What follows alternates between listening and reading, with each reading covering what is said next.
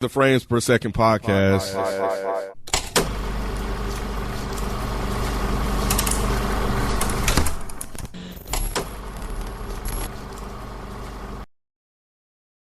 Hey, everybody, and welcome to a new episode of the Frames Per Second podcast. My name is Kent Benz. Joining me on the show is Mike and Nick. What up, fellas? What up? What's going on? Glad to have you on. I don't know if this is a good one to have you on, Nick. It's random. Yeah, it's random. You know, given the circumstances or the episode or documentary we're about to cover, which is Sean Combs' The Reckoning. But I think we'll get through it respectfully. We'll see. Anyway, that's what we are here to discuss. The new Sean Combs documentary. Nick and Mike, I think is Spike really started selling it for me. He kept talking about how good it is, like they really did a good job, et cetera, et cetera. I haven't heard a lot of people say that, but I haven't really been talking to a lot of people about it. I just saw a lot of people say they had no desire to watch it. Neither did I.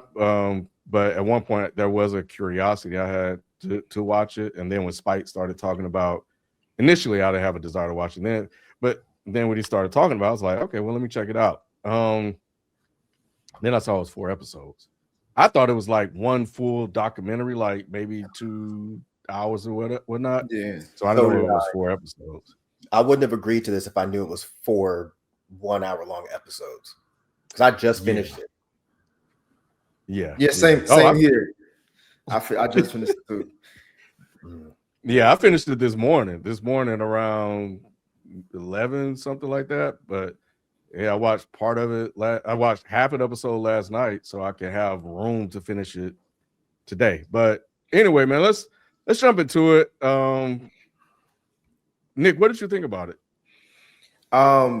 When it dropped, well, since I moved out to Connecticut, the area that I'm staying at, the city I live in, is close to New York City. So a lot of the people, it's like an hour and a half train ride away. So a lot of people who I've interacted with, who are older, who grew up around here, they've said like they were aware of a lot of these things that were in the doc because, it's close proximity.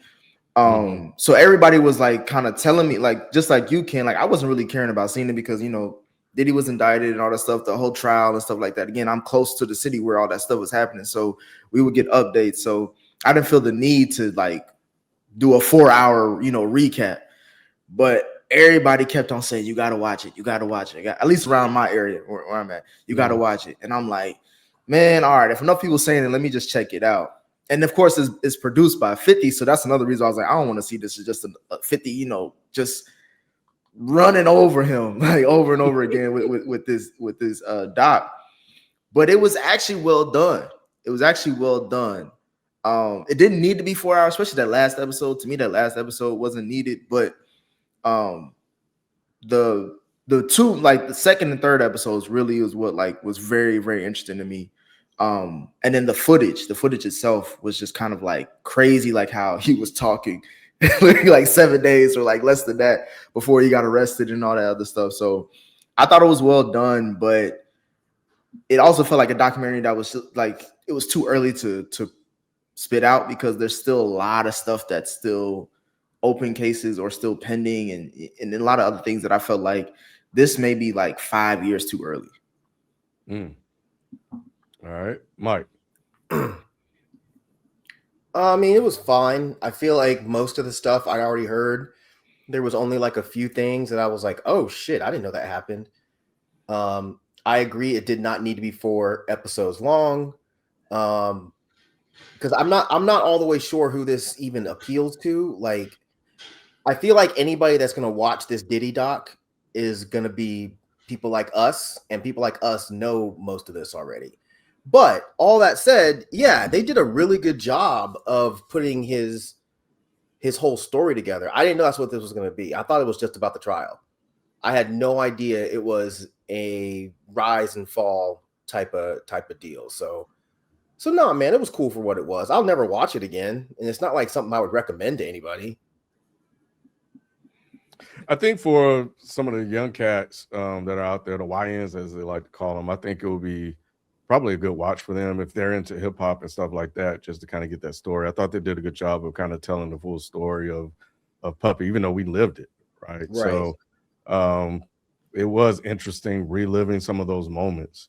I will say that. But the first two episodes, I really liked how they put this together in terms of telling the story. And that was one of the things that really started to sell it for me when Lou was talking about it, and how they just built him up, starting from the beginning when he was a kid, really showing the things that made him into who he was with kind of the first episode and then the second episode, and then just to do like the fall from grace that he had. So yeah, I got to give them credit. I think they did a good job of putting this together, and I think they told what I felt was a pretty complete story with what they had and some of the things that we knew. 50 is petty. Nick, I was trying to see how involved he was early. I was trying to watch that interview that he did with the actual director because he was the EP on it. But I don't know. But I think that one of the things that he was saying is that, you know, he did this. His goal was to give a platform to victims and reveal the truth about Combs' alleged behavior, preventing the culture from condoning such actions. Do you guys think he accomplished that with this? To me, this is more of the enemy of my enemy is my friend.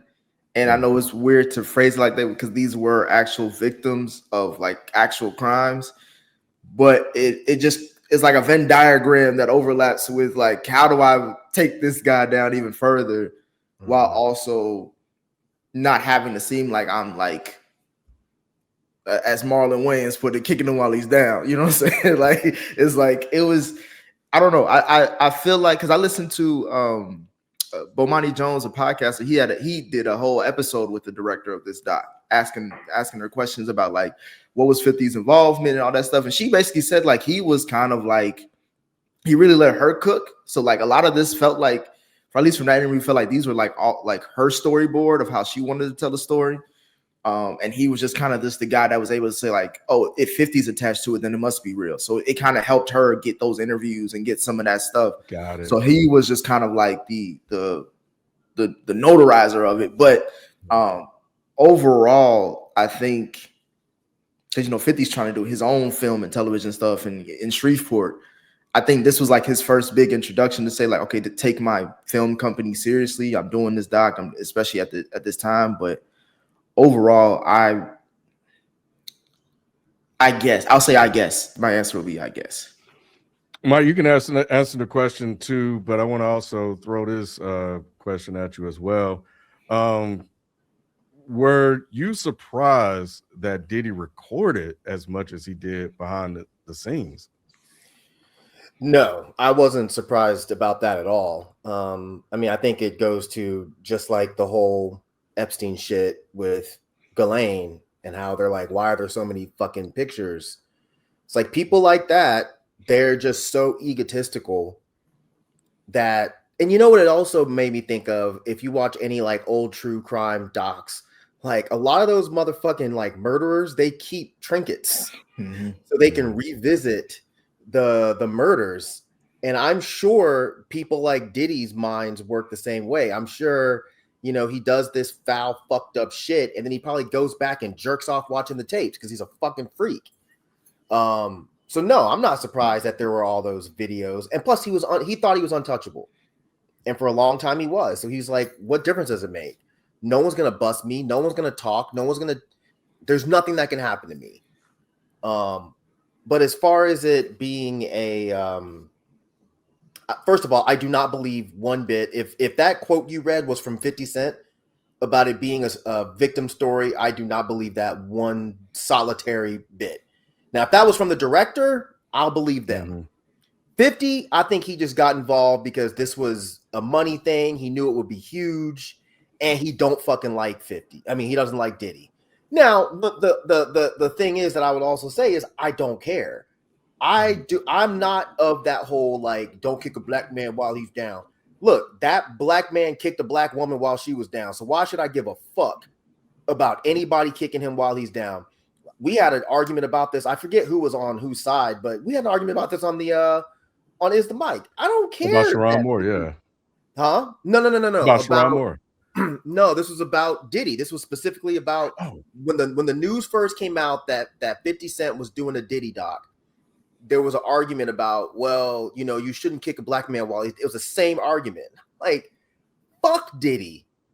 Fuck Diddy. If Mark Lamont Hill had some bad luck and lost his house, and then I don't know who's a really cool, smart black person. I'm trying to think. It's not a lot of. It ain't a lot of.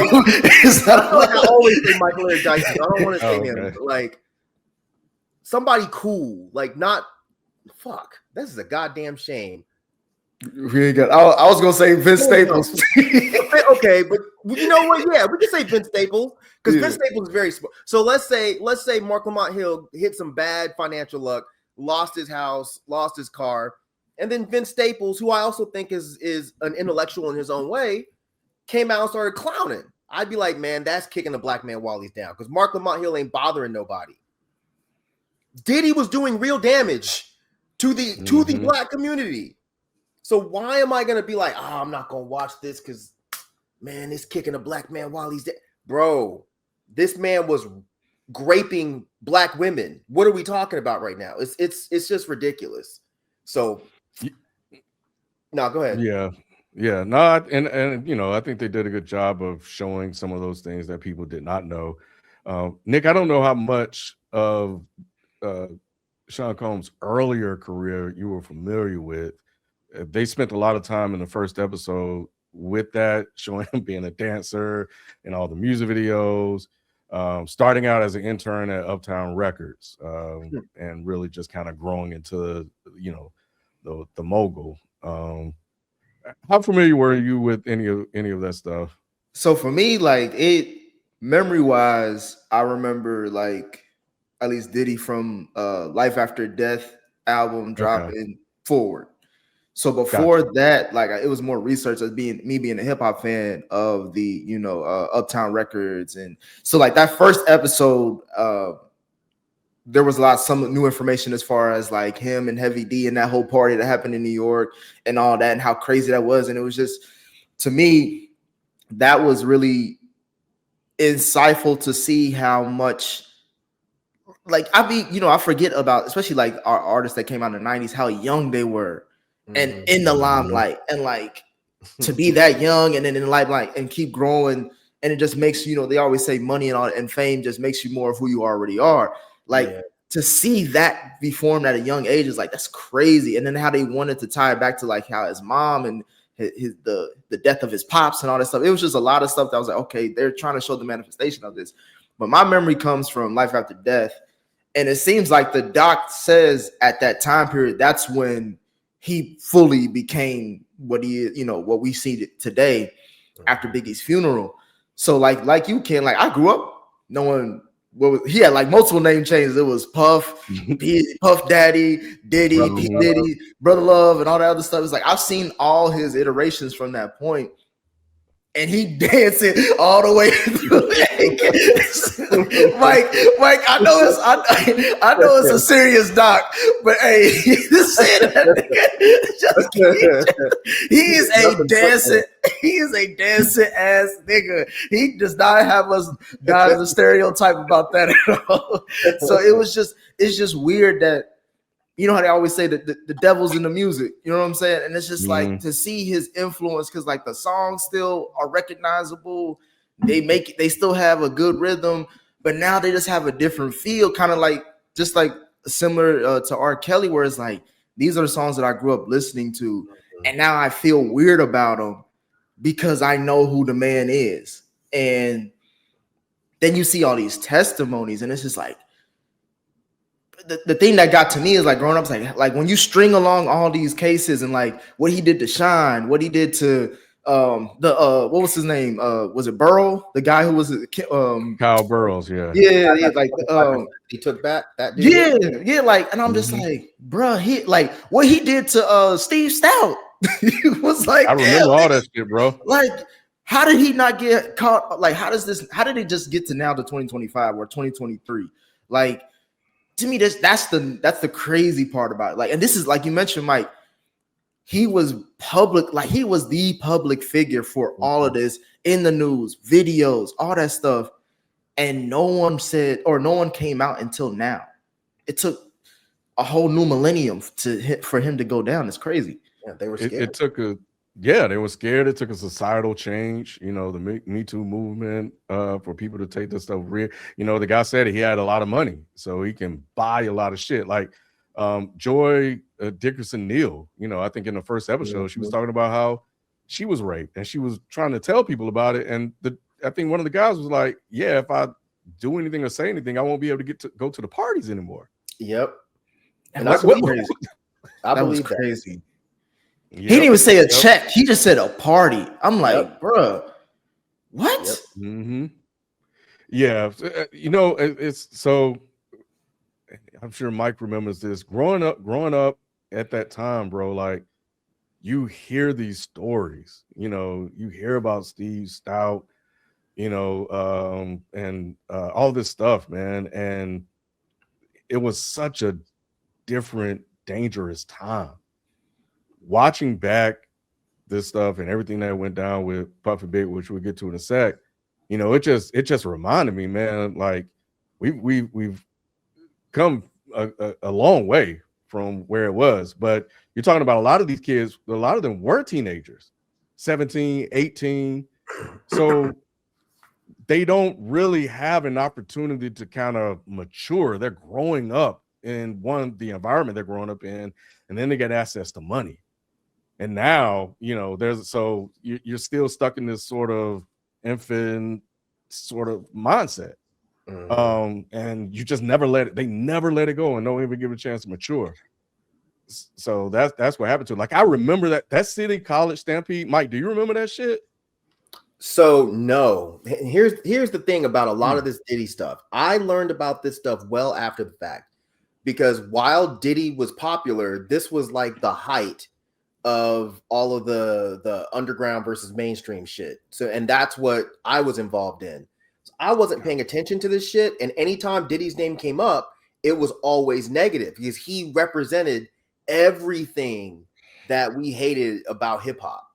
Like all the fancy suits and the fancy this and the fancy that, and look how much money I got. So all of this shit, I didn't hear those Steve Stout stories until well after, because at the time I didn't know the fuck Steve Stout was and didn't care. Mm-hmm. I just knew Diddy was the guy. This alleged, I'd heard these stories. It was always Diddy was the guy that got Big killed. That was what a lot of us knew. The other shit, nah.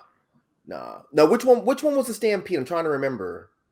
It was a City College Stampede. That was yeah. It was I think that 9 people died. That was in 91. That was in 91 that happened. No, I don't remember that. And when he was like, yeah, that's the thing that made me famous. It's like, God damn, this dude was destined to be a piece of shit. Exactly. Yeah. Exactly. Yeah, it did. Yeah, the first episode, I think they, Nick, you mentioned Melvin Combs. I think there was even a story one of the guys said about, especially when he left, when he got fired from Uptown, because he had blew up because he had Jodeci, Mary J. Blige. He got fired, and then he was like, I'm gonna do my own thing. And then the guy said he gave him 25% equity in the company, and then the rest to his mom. Mm-hmm. Because he didn't want the City College Stampede people to get it. Yep. Like that's diabolical. And the thing is, smart though. Like that's what I'm saying. It's always like it's like evil genius shit that he did. He always made sure that he came off. I mean, shit, he had so much baby oil, his hands were soft. He came off very soft. Like even with like the Suge Knight shit. it was like Suge Knight was the devil and Puff was like the nice guy, especially what he did at the award show. But then, like, if you look at literally the writing, the contracts, all that shit, he ain't paid nobody. That's my thing is motherfuckers was like loyal to him, not getting paid, getting what was it, corporate thugged out of contracts or out of their own music and shit. And I'm like, how did no one speak up about this? I mean, people did speak up about this because they always said bad boys. But that's what I'm saying. Like, why did no one believe when there was like villages of people saying like this nigga is trash as an executive? You couldn't. It sounds crazy, you know, and some people did say, but yeah, you just really couldn't. But then even Suge Knight was like, I'm better than this nigga. Like, at least pay my people. Like, that is interesting because Suge Knight, that was Suge Knight's point when he wanted to create Death Row East. He heard the stories and he put it out there even more publicly. And I remember that shit too. It was like you dancing in the video. It's very popular now. I remember that. Yeah. So and then to your point, Nick, what Puff do? Get up there because he knew that Suge was from the streets and he wasn't. He was a dancer, an intern, you know. He had everything kind of handed to him. But no pun intended. But you know, so but yeah, he was not that guy. So he tried to present this image. Oh yeah, I want everybody to eat blah blah blah blah blah, which wasn't true. But what's on record, what's on video is him saying something positive. Whereas you had Suge, so he looks better than Suge in that situation. Suge's the bad guy picking on Puff. Yep. Because that's when you asked me about like what was it like for me to grow up with, like that's what I grew up like. It was the marketing, the propaganda of the East Coast, West Coast, because that's where the height of my youth came from, was like witnessing all that. Was that it was like the West Coast were like the red, you know, demons and whatnot, and then the East Coast were the blue angels and stuff like that. That's what it was, at least on my perspective. But then when you see all this stuff, it's like, man, like but even new insights of like Suge Knight was with Al B. Sure, so he was on the East Coast. He knew like everybody was closely relate, like less than, it was not even 6 degrees of separation. It was like 2. Like everybody was really involved with each other. So it was interesting to see how like certain storylines became what they were. Granted, it's New York City, so of course that's one of the big capitals of publications and at that time music industry. So you can spin shit however you want to, but it's just really, really interesting to see how, like you mentioned, Mike, how powerful someone can be and how influential it is based off that power. And a piece of shit going after everybody girls. Al B. Sure's girl. All the light-skinned niggas girls. Drake before Drake, bro. Yeah. I didn't know he was that. I didn't either, Mike. That was new for me. I will say that Eric Sermon story was crazy, bro. Like, yeah, Spike misrepresented that. Spike said that Diddy hit Eric Sermon, and Eric Sermon didn't really do anything. He just went around the corner and Diddy started playing the music. But I was like, that ain't the Eric Sermon I know. I can't see Diddy just fucking punching Eric Sermon in the face and Eric Sermon just don't fuck him up. But Eric Sermon just said that he swung on me. That makes more sense. I could see Diddy doing that shit. And then when Eric Sermon's like, all right, bro, we're about to go down the street and I'm going to fuck you up, I can see Diddy being like, oh, well, nah, man, I ain't really mean it. Hey, bro, I got this album. This album, baby. This album it's called Ready to Die, baby. It's the next thing. Hey, and I'm not ready to die. That was the funniest thing though. Is like, imagine you about to feel like you about to fight somebody playing song. I would say, hold on, bro, listen to this. Nah. And it's good, Nick. That's the thing. That's how much Biggie is an icon. He saved Diddy twice. He saved his life. But ain't no way in hell Eric Sermon would not have fucked Diddy up. Hey, and everybody said it on the doc. He ain't no fighter. Whatever what you call you can call Diddy anything you want, but a fighter is not one of them. So like that was a crazy story here. Diddy is always gonna have money because he would have gotten handled so many times in his lifetime if he didn't. Yeah, and they did a good job with that, like showing him just surrounding himself with like real street dudes, you know. and using them as muscle. But yeah, Eric Sermon was like, yeah, we know what this guy's about. We know he ain't about that life, so I'm gonna take him around the corner and and see what's up. But yeah, that shit was crazy. What y'all think about Mark Curry? He was telling a lot of the stories too. Hey, Mike, every time they say Mark Curry, I think of hanging with Mr. Cooper. That's what I was But nah, it's the hating with Mr. Cooper. It's Mark Curry, I guess, because Mark Curry has been the guy who's like, from what I've known historically, anytime he get a chance to hate on Puff or like to speak, honest truth about Puff, he'd be the first person anybody called. Yeah. So he was just having a great time in this doc. I don't know him, or I don't know anything about him, but I believed every word he said. Yeah. Because of how the doc ended with him. Look, you don't make up some shit about a guy and then go on a big ass documentary and cry, and you're a grown man. You don't do that. That shit affected him. Whatever the fuck Diddy was doing affected him. And then for he called him a sucker ass nigga, I believed him. I believed everything he said. That man was not lying. Mm-hmm. Yeah, he wrote. I think he wrote a book, "Dancing with the Devil" or something like that, a little bit ago. And that was just kind of like, again, expounding upon what he said in the doc. But what I did find interesting is that Diddy has no talent except for his ear. Because he was saying, bro, I had to even at the end of the doc, the young producer was like, bro, we had to do like 800 takes for this nigga to get shit right. I was like, bro, they was like, Diddy is trash. I was like, garbage. And granted, we knew that too as fans, but you know what I'm saying, like, but he's still on very classic hip hop records, with verses and shit. So I guess we kind of let it slide, but like to hear that from his peers or people who are in the room was like, okay, that says a lot. Yeah. Mark Curry was interesting because he was giving even more insight as an artist. He was like, nobody got paid. He said Diddy got paid. Diddy would be in the videos. He would pay himself and all the other, like he was just laying it out, bro. And he was like, everybody ended up leaving. And you just growing up remembering all that stuff, you're like, damn, like seeing it like retold, it was like, yeah, they end up doing total. Like he had a lineup. Oh, with the mainstream, bro, he had a line up and hit after hit after hit. Mace was like, I want to do something else. Mace was like, Mace ended up, like, again, me growing up, Mace became a pastor. like that. That's what did Mark Curry said. People either end up dead in jail or with God. It was crazy to see like how being around this guy like either corrupted you so much so that you wanted to go in a whole different direction, or either you just want to remove yourself, or unfortunately other forces removed you from this life. So it was just, he's a very interesting manipulator, because he get like what somebody mentions, like he knows how to please you. Like he knows, like he'll get you, like he'll promise you fame, he'll promise you record deals, he'll promise you a chance music industry, he'll promise you whatever.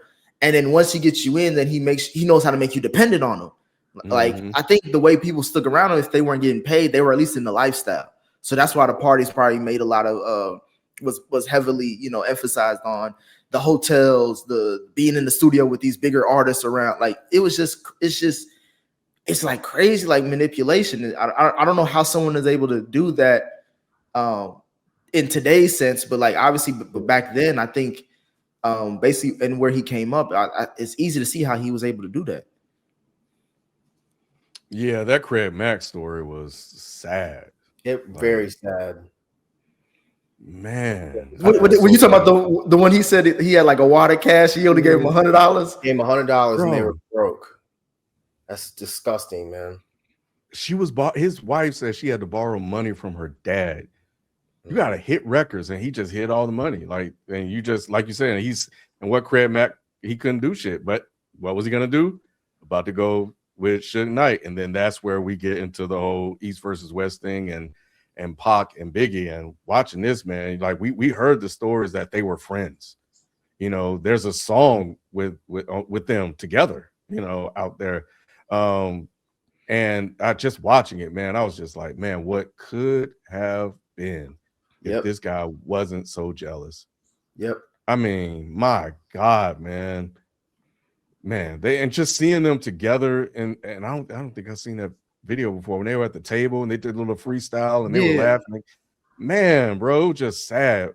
You know, what do you guys think about like the retelling of the whole Puff and Big story, including the information from, I think, Keefe D talking about his involvement with it? It just gives more of an impression that a lot of people that thought that Diddy had something to do with both murders were right. You know, it's pretty clear to me. I mean, obviously I don't have any inside knowledge, but it's pretty clear to me that Diddy had something to do with both of those. He did not like Pac because he thought Pac was trying to take Big, which is crazy. And then for him to kill Big, it made sense too, because it's like he knew he could ride off of that grief shit forever. But there's also the illogicality of it where it's like, well, he killed his biggest cash cow. So I could see either one. But with Pac, most fucking definitely, he has something to do with it. And that's just a shame, man. And you could tell he was lying when they asked him on fucking that little interview. They were like, did you have anything to do with Pac's death? You could tell he was lying. He had this little, that shit. That shit was crazy. I'm like, who did you think believed that? And then they asked him another question, like, do you have anything, or do you know anything about Big's murder? Like, who possibly could have murdered Biggie? And he kind of gave a similar energy answer with that. Yeah, he's lying. For me, it was just like, wow, hearing it told in this way was just like, one, like you said, Ken, like we could have probably got a Tupac Big album, something like based off how the chemistry and the friendship that I was brewing. It seemed like they were really going to make some like a really big impact in hip hop that you know they already have, of course, as individuals, but together it could have been something crazy. And the like you mentioned, like the jealousy, like to me, like it makes sense, Mike, for me when you were just saying it. It was like it makes sense for him to kill Big if he's someone who doesn't really think that far ahead. Yeah, you know what I'm saying? Like it's an emotional thing where it's like I see myself at the top. Like I have all this talent that I've groomed, that I've grown, like that I've polished and made better. How come I'm not like that? How come I can't be like that? And if everybody's giving Biggie to shine, I gotta remove him. And like you mentioned, removing him will help me boost my. That's the stool to my platform. So it was just, but even then, that logic is just crazy. Yeah. And the Keefe D shit, I didn't even know how recent that interview was, but like the way he detailed out like what happened, I'm like, that's easily believable. Like that's easily believable. And then making Big pay for his own funeral was insane, if that's true. And then I was gonna say, but I've also known for years that Big's family has said that he don't really help him out, or like he like financially. Like they take photo options together and shit, but like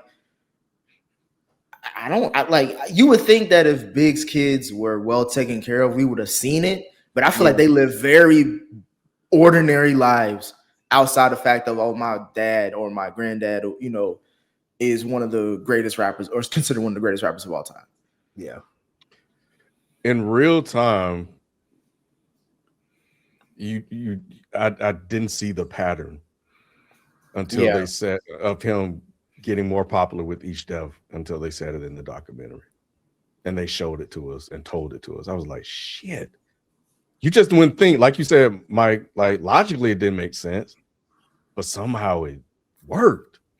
This guy became huge. Shit made no fucking sense.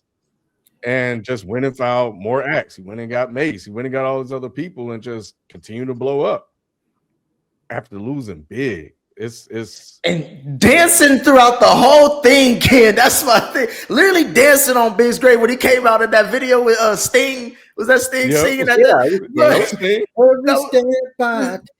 Bro, I remember watching that. I remember watching because everybody was sad when Big died, and I remember watching that, and that was like a very emotional. But again, to see it 2020 hindsight is like, bro, that's one of these biggest slap in the faces you can make to someone you consider your best friend. Yeah.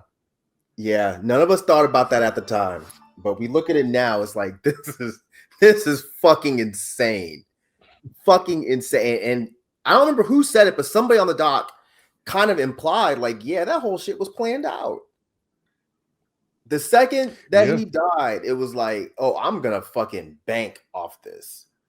And he did. But the fact that he banked off of it with the worst music ever fucking made is just like I have a really hard time when people are like, yeah, man, I fucked with that Diddy album. It's like, how is that possible?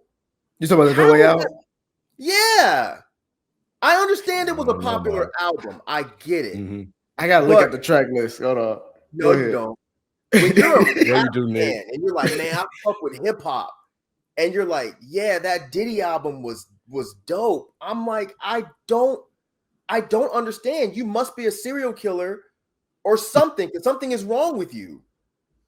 It's some of the worst music I've ever heard come out of rap. Hold on, he got I've Been Missing You, which was obviously a lead single, and then All About the Benjamins. Terrible. But those are the whole song. You know what I'm saying? But his part is horrible. But those are like big records. Mm-hmm. His part is always horrible. Hold on, I'm looking at it now. Nothing. You still trying to Victory was dope. Nah. That shit is trash, bro. Yeah. Like, again, he was the representation of everything I hated about rap. And when that album came out, it was like, oh, you're just happily solidifying and bragging about the fact that you are one of the worst elements of hip hop. You make the shittiest music. Everybody fucking hates you because you don't pay them. And now you're like glamorizing the fact that you can't fucking rap. When I guess his name is Mark Curry, right? Because since y'all told me, when Mark Curry was like, yeah, man, I would write the raps, and he'd go in there and he'd perform them, and he'd be like, that's not what I said. And that's not how I told you to do it. Do that shit again. And it's like, bro, you were in there telling him to do it again, and this final result is what y'all. It's the best they could do. It's the best they could do. Best he could do. He had no business anywhere near a fucking microphone, man. Mm-hmm. That shit's crazy. I don't disagree, but he got some joints on that No Way Out. Yeah, see, I knew it was one of you motherfuckers that like that. I've never denied not liking that album. That's crazy. Bro, it's not him. He got a lot of people doing that. He's great at directing. Like when they talk about producing a track or producing an album, he's really great at that, and it goes to show from the other acts that we've talked about. But again, it's like we should have seen that this wolf was in sheep's clothing the whole time, Mike. Because like even with the music, like you said, everybody else is good but him. Yeah, like and you can say that about it. Almost you can go to the music, go to the reality of it as a businessman. To when it comes to him and how he dealt with artists, like everything is like everybody's good but you. You are the worst thing about everything.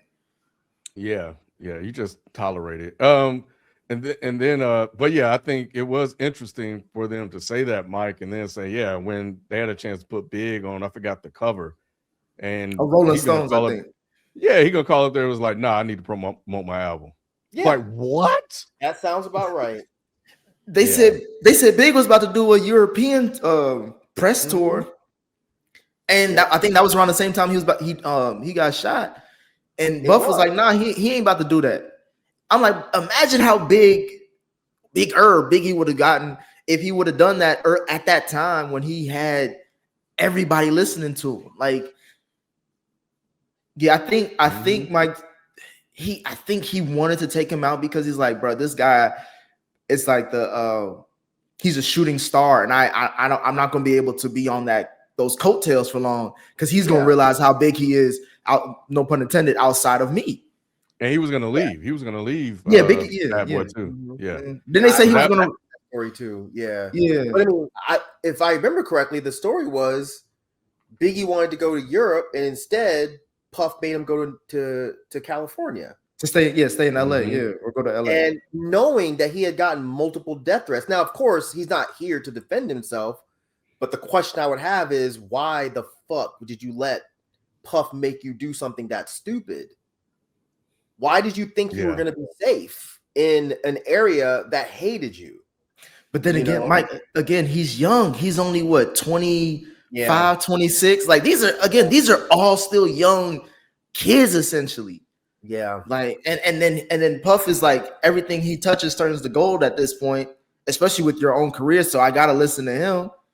And based on the contracts, he might be like, nigga, my money's tied to this shit too. If he upset, that fuck everything up. He didn't have the right people around him, unfortunately, because somebody should have been like, bro, you're not doing this. You are not going to California right now. They're going to try to kill you. And they were telling him that, but yeah, they were telling him like, they don't play. Like I forgot who said it. It was like, bro, like they get down in Cali. Like you don't want to. They really do.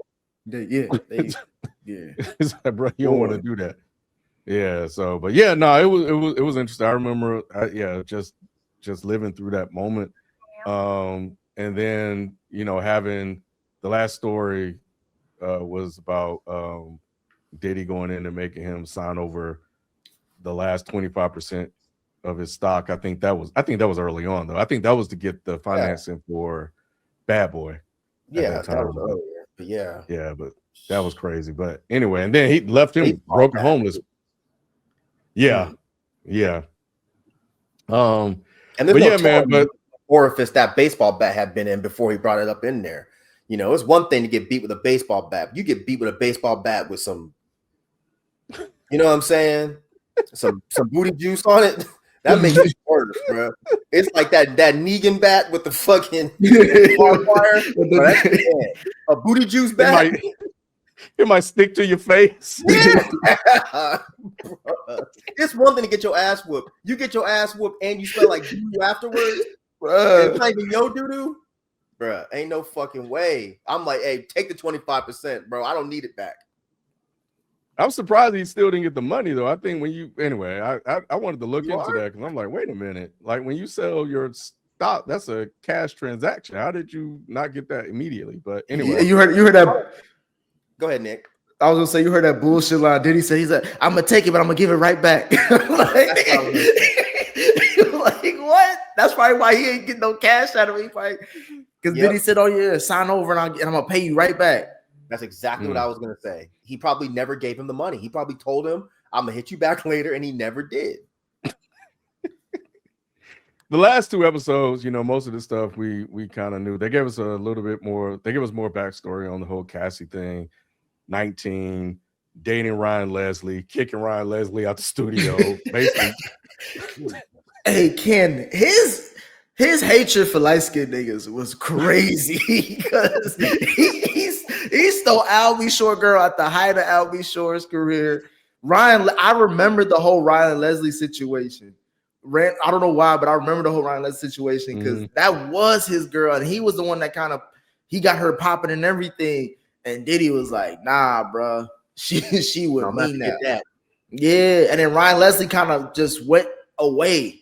It was a weird thing because he was a really good producer and everything, especially for R&B, the R&B genre. That brought up some memories, but yeah, that Cassie shit is like, bro. The Kim Porter Cassie shit was crazy. Yeah, she just had to sit there and just take it, but you could see she was miserable. That's crazy. You sending your side piece to the store while your main comes through, and then when your main leaves, you bringing the side piece back. That's insane work, and everybody around knows that that's what's happening. Yeah, cuz said we knew Kim was the wife and Cassie was the wifey. That's crazy. He's like, even drug dealers, that's the same situation. And I'm like, I get it, but at the same time, this is different levels to this shit. You know what I'm saying? Like, my thing is, they all knew that he was beating up on her. That's the part that I can't. I can't respect any of it. But the whole cheating shit, it's fucked up. But that's kind of y'all's thing. But y'all all knew that he was beating the shit out that girl behind closed doors. and y'all didn't do a fucking thing. That's wild. Even the man whore, the prostitute was like, Diddy kicked the shit out of her, and I was like, damn, why you doing that? He looked at him like, bro, you ain't about to do a damn thing. Yeah, because he's butt ass naked with a hard dick. You can't fight like that. Bro, that Frank Black story, bro. Hey, imagine Diddy trying to disguise himself with butt naked with a cashmere sweater. Hey, kid. And he tried to talk Southern. That had me dying. Now that part I never heard before. What do you mean he was trying to sound Southern? That's crazy. He tried to do a Kevin Spacey Southern accent. He tries to like he's on Walking Dead. It wasn't me. Or didn't that guy look like Sterling K. Brown? Didn't he fake a little bit? A little bit. He did look like Randall, a freaky ass Randall. He looked like Leroy from Welcome to Derry. Right. Jesus. Hey, bro, when he said we was fucking for 2 days straight, bro, and he was like, "How are y'all doing this?" And they was just giving them all kinds of drugs. Like they had the recipe.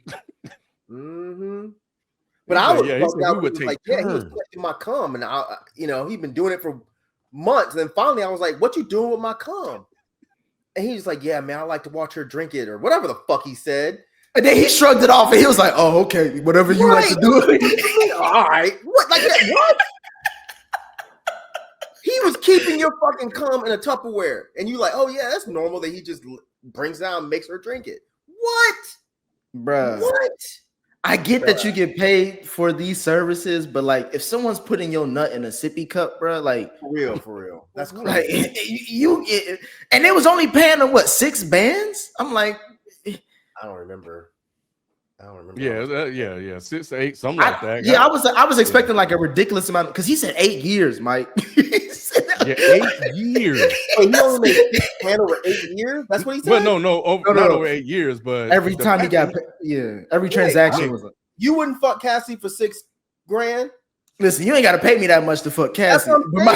But my thing is, it's the other shit. It's the other shit because Diddy's in the room the whole time.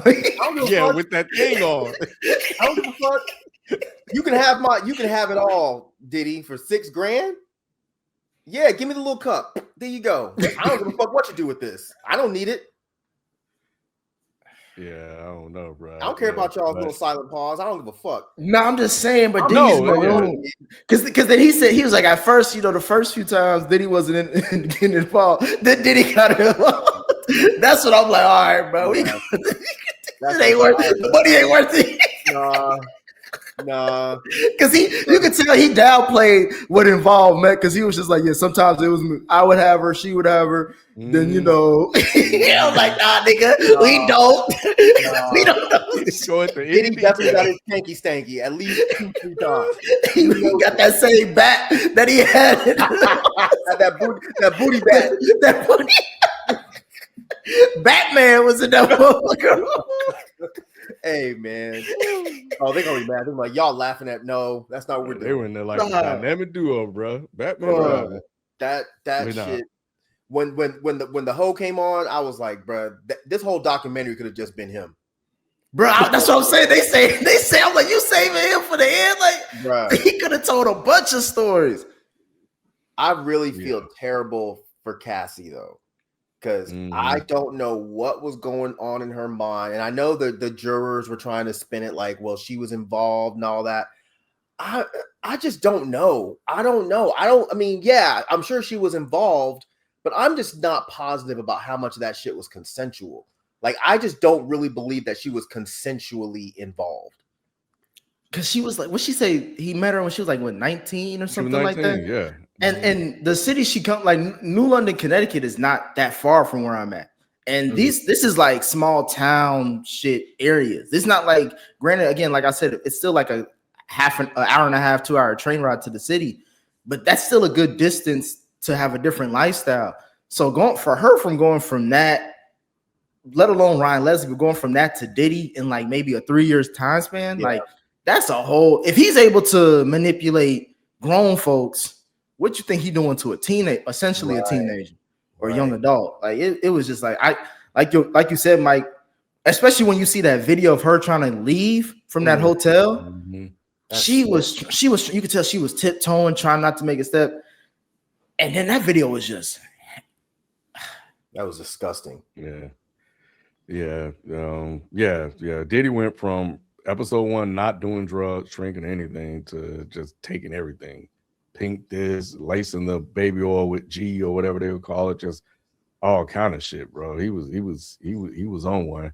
But yeah, I was wondering the same thing, Mike, like how much of this was consensual. And I was just like, what, just wondering for 8 years, like her being possibly forced to do those things against her wishes, that has to be a horrible experience for her to go through. But yeah, that was interesting. And they got one line said Frank Black, and then episode 4, it's kind of like where they just kind of conclude things. I think we get the Kid Cudi story. That's when what's her name, Clark? She had a interesting first name. Came through. No, her last name was Clark. She told the story of Kid Cudi, how she was kidnapped to go commit a murder because Cudi went hiking. But because Cudi went hiking with Cassie and Diddy got mad. Man. Yeah. So how Cudi got involved with this shit is just crazy. Like Cudi. Bro, he ain't know what to. Bro, that's some movie shit, bro. Somebody throwing a bomb into your car. I feel bad for him because he just thought, I got this fine ass woman that wants to hang out with me. She wants to go camping. This sounds cool. And then here come Diddy knocking on your window. What? That's crazy. And he, Cudi from Cleveland, bro. He a neighborhood nigga. All this shit is like otherworldly to him to deal with that kind of shit. Like, man, you ain't seen him mess with a. You ain't seen him mess with a superstar lady since. He's regular women for him. Yep. He's low-key as fuck these days. He wants a regular fucking librarian type chick. And and his life was probably spared because he was with old girl. Imagine if he was there.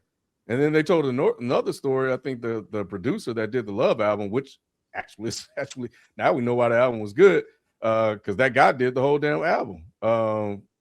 It sounded good, but yeah, he told a story about how they went in the bathroom and shot somebody. That's the thing I didn't know about. I had never heard that story. Neither did I. So you and your son go in a room and y'all shoot somebody like that and just walk out and nothing happens. Yeah. What the fuck? Yeah. That's crazy. I'm telling. Fuck that. that's the thing, Mike. So part of me is like, these niggas, who raised y'all? Because I swear, it made me realize I was so glad for the parents in the community that I was born in. Because, bruh, I am foreign to whatever lifestyle codes they dealing with. Because I would have been like, nigga, no. It's him. I'm like, officer, it's him. I'm a square, and I'm glad to be a square. I see you guys go in a room and y'all leave, and a motherfucker on the ground bleeding. I'm gonna wait till y'all in your car and you driving away, and I'm telling. I'm fucking telling. His name is Puff Daddy, Mother Love Diddy, and his little son that kind of looked like fucking Corey Guns. That's him right there. Yep. He's the one that fucking did it. Get him too. That's insane. Yeah. We just heard gunshots. What? And he said he just kept playing. He just kept doing music. He kept making music. He said he thought he hit a button on the keyboard. You lying. You fucking lying. You trying to make everybody be like, oh, I get why that happened. You lying. Mike, that was the fucked up thing about this doc. It's like they was quick to say shit about Diddy, but they had their little goofball excuses for why they didn't say shit. Like, not the victims, but like everybody, like all the men, basically is what I'm saying, that were around her. And I'm like, bro, what are y'all saying? Because y'all suckers and y'all want to make excuses for being suckers. Like, oh yeah, I was just making my song, man. And next thing I know, I heard a gunshot. Let me tell you something right now. Everybody knows that gunshot sound on a keyboard. It doesn't sound like a gunshot for real. Anybody that's ever heard a real gunshot, you know the fucking difference. So there's no way I believe that story, Lil Rod. I'm sorry. I hate what you went through, and I hope you are getting the help you need, therapy, all that. But I do not believe that you thought you accidentally hit a button on your keyboard. Yeah, his eyes were watery. Yeah, nah, he had an interesting story. But you know, the thing about Rod, as we get ready to kind of close out, is that Lil Rod in the documentary, not Rod, but damn, Nick, at this point, Mike, everybody knows the stories are out there. Yeah, and he still made the choice to go work for him, knowing that you may not get paid. And it probably may be some other stuff going on. The industry talks, and everybody knew at this point. Rod didn't know until he was waking up and Diddy was next to him. He was like, you mean this shit is real? These motherfuckers not lying. Hey, Mike, he woke up to like, what was it? Aunt Gladys from Weapons? Come on, man. And Diddy was on the ceiling. But when he pulled the blanket back and she under the thing. Bruh. Like, you telling the story now, bro. You're telling the story now. Ain't no fucking way. Nah, bro. Oh, bro. I'm not just waking up and Diddy's in my bed. No, bro. No, we not going, bro. We not going. Somebody got to die. Ain't no way. All for $29,000. He said after all that, bro. You can do that. You can work at Burger King and get that, bro. It ain't, bro. My sex work still ain't got paid. This man was making $300 to $500 million off of merch, off of Sean John clothing, and he could give him $29,000. He had $9,000 in his fanny pack. Wait, why that little because he had his thumbs up. What the fuck just happened? Yes. I don't know why it does that sometimes. Yeah, like, did you do that? Like, I'm about to drop some real shit. Bam. What the fuck? My thing though is like, to your point, Ken, even the Diddy Dirty Money era. No, not that era, but like when they went through the whole MTV making the band like stuff. Yeah. Remember, one of them said, he gave them all contracts and said, you got 24 hours to read over this and sign it, or else type shit. The lawyers that she went to, he literally said, listen, I'm gonna tell you this right now. Yeah, he is selling you fame, not fortune. Yep. And she was like, and I signed a contract that night. I'm like, what? Because they probably think they'll still make it. I mean, I get how that happens, especially if you're young, you're poor, you come from a certain neighborhood, and you don't really have a system behind you. Because I was with you, Nick. I was like, why the fuck did you sign that shit? And then I thought about it. I'm like, I get it. If you came from the hood, I get why you'd be like, hey, man, I'm just trying to get out the hood. I get that, Mike, but at the same time, if someone's telling you you're literally not going to get paid, it kind of takes away you're young and all that, because it's like, I'm really telling you as your lawyer. It's not even like his lawyer or whatever, some goofball off the street. He's whoever was representing you and saying, bro, this ain't it. I get you. Yeah. But I also get how it happens. It's predatory. And those kind of people know who to do that shit to. Mm-hmm. Like those label people, they know who to fuck over with 360 deals. They know who to take advantage of. So I get how those people from Making the Band, because nobody knew any of them. Nobody did, yeah. Mm-hmm. Ness was the only one that I believe had a little bit of buzz going around because he was a battle rapper. Unless I'm messing up the timeline. But either way, nobody knew them. So I see why they'd be like, shit, we got an MTV show and Diddy, even though this contract says he's not going to give us no money, I'm going to be famous. So I'm going to get money in a different way. Yeah. You know what I mean? So I get how it happens, but I'm with you, Nick. It's sad that these motherfuckers really thought that shit was going to be different for them. And then on top of that, again, growing up, I remember the Making the Band stuff and him telling them to go walk to from Manhattan to Brooklyn. Bro, Mike, I think you lived out in New York a bit. I think y'all all have been to New York. Manhattan to Brooklyn is not up the street. You can't do that. It's especially at night at that. I don't know what season it was, but in New York, once it hit wintertime, that shit is crazy. You're not walking that. Even old girl said it. She was like, I'm from here. I don't want this shit. I've never believed that story, and I still don't. I don't think that happened. I don't think it's physically possible for a motherfucker to walk from Brooklyn to Manhattan at night. So I thought that was just dumbed up for the show or something, because there ain't no fucking way, bro. It seems like they did it. I don't think they did it. For some cheesecake. Let me Say, ask how bad do you want it? Cuz ordered it happily. He was like, hey, I was This for Diddy. Yeah, this for Diddy. I want the strawberry, the apple. you. So Nick, so it says that you could walk from Brooklyn to Manhattan in about 3 hours. For some reason, I thought it was further than that. No. I'm just saying. I knew it wasn't. It's not like a day long trip. It's not walking state to state. But New York is not a small city. No, it's not. The boroughs are very spread out. Yeah. So even attempting to make that walk is like, unless my child or my mom is like sick or whatever, I'm not even considering it. And that's even just to take the train. Most niggas don't even take the train out there. To walk for some cheesecake for Diddy? Oh, hell nah, bro. I'm leaving the show. That after that sentence he says, I'm off the show. I'm gone. Babs wasn't going nowhere, Nick. She didn't have no other options. Babs wasn't going nowhere. She sounded still happy and excited retelling the story. And I feel her. I do. I get it. It's like you don't have options.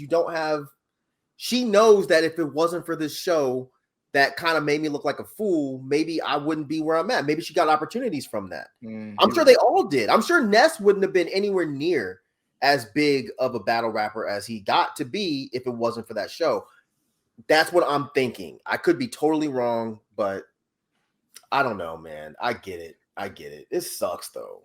Yeah. Last couple of things, just a couple of notes. I had I don't know. Yeah, go ahead. I'm sorry. One last thing. Diddy fucked up when he thought he could do that shit to the white girl. Now, when he was doing that shit to all these poor black folks, I got how he thought he can get away with it. But I was like, I don't know anything about this Audrey girl. Mm-hmm. She don't look like she's from the hood, bro. She's not. She looks like she got an uncle or a cousin that's in law enforcement.